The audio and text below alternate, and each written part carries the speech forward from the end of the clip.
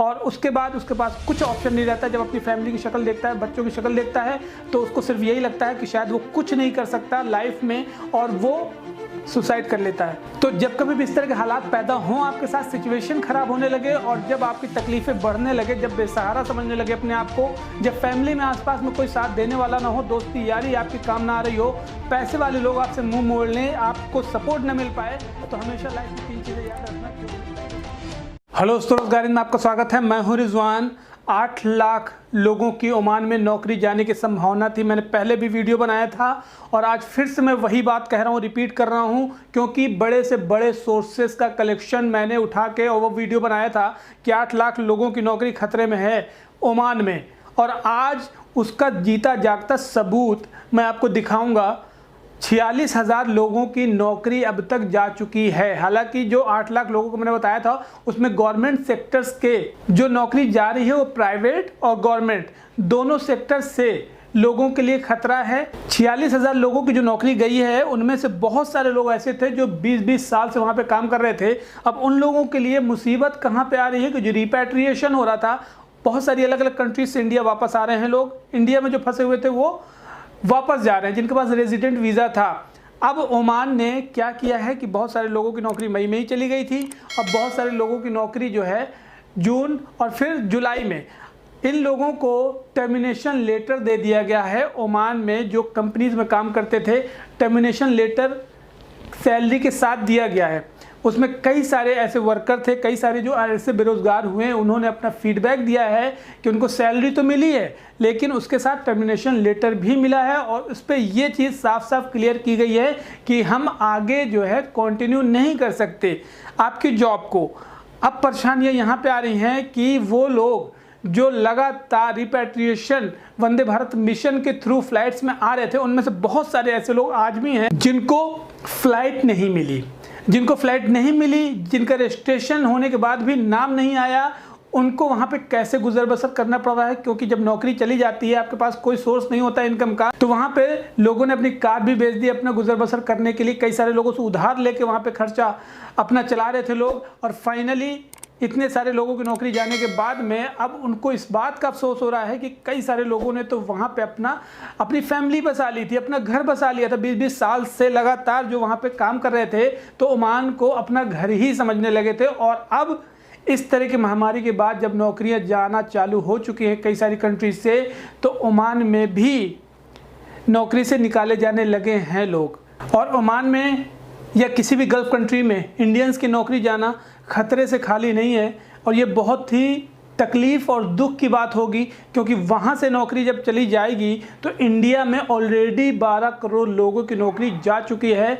इतने सारे बेरोजगार हो चुके हैं। वंदे भारत मिशन के थ्रू 9 लाख लोग तो पहले ही वापस आ चुके हैं और 1.25 लाख लोग यहाँ से वापस जा चुके हैं।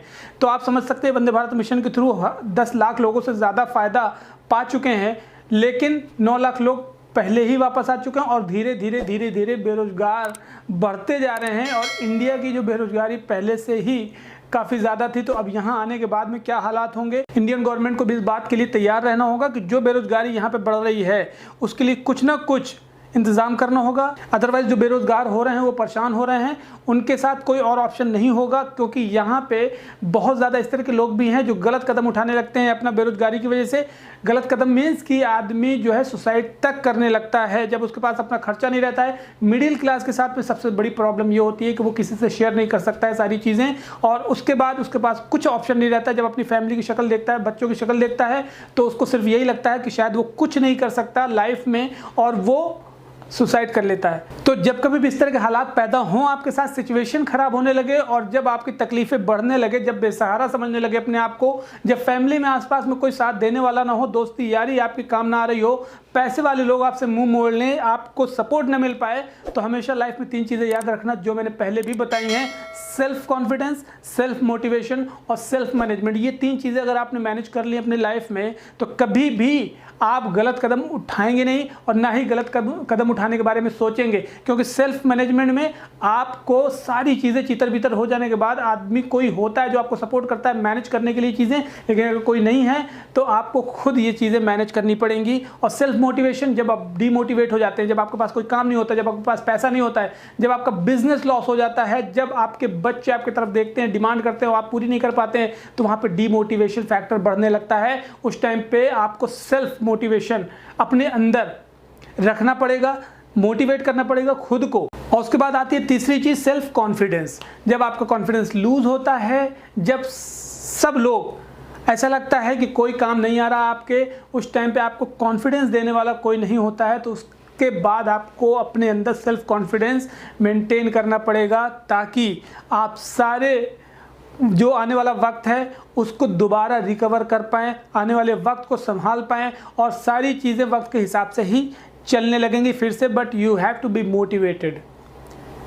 तो नौकरी जा रही है तो कोई बात नहीं है, हालात इस तरह के पैदा हो चुके हैं कि नौकरी जाना लाजमी है। कई सारी कंपनीज के पास में सैलरी देने के लिए नहीं है, अपने एम्प्लॉयज़ को वो सैलरी देना चाहती हैं। बाहर के जो प्रवासी लोग हैं उनको निकालना चालू कर चुकी हैं पहले से ही, चाहे वो कुवैत हो 8 लाख इंडियंस वापस आने वाले हैं, या सऊदी हो वहाँ से 12 लाख लोगों के लिए नौकरी जाने के लिए लिस्ट बन चुकी है, या तो दुबई हो वहाँ से भी बहुत सारे लोग रिपैट्रिएशन के थ्रू ही सही लेकिन वापस आएंगे और उसके बाद में हालात फिर पैदा होंगे।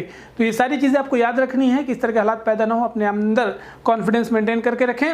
और बाकी बेरोज़गारी कोई बड़ी प्रॉब्लम नहीं है, बेरोज़गारी उसी के साथ में प्रॉब्लम होती है जो नौकरी कर रहा होता है। अगर आप खुद का रोज़गार कर रहे होंगे या खुद का कोई बिजनेस कर रहे होंगे तो शायद आप किसी को नौकरी दे भी सकते हैं। तो माइंडसेट करिए अपना, आने के बाद में खुद का बिजनेस स्टार्ट करिए और लोगों को भी नौकरी दीजिए और लोगों को भी सपोर्ट करिए इस चीज़ को लेकर। तो चलिए मैं आपको मिलता हूँ अगली वीडियो में, तब तक के लिए ध्यान रखें। चैनल को अगर सब्सक्राइब नहीं किया है तो सब्सक्राइब करके बगल में नोटिफिकेशन बेल है उस पर क्लिक करके सब्सक्राइब कर लें और लाइक करना भूलें, वीडियो को शेयर भी करें। अगर फेसबुक पे देख रहे हैं तो फेसबुक पेज को आप फॉलो कर लें। और चलिए मिलता हूँ आपको अगली वीडियो में, तब तक के लिए ध्यान रखें अपना, टेक केयर, जय हिंद।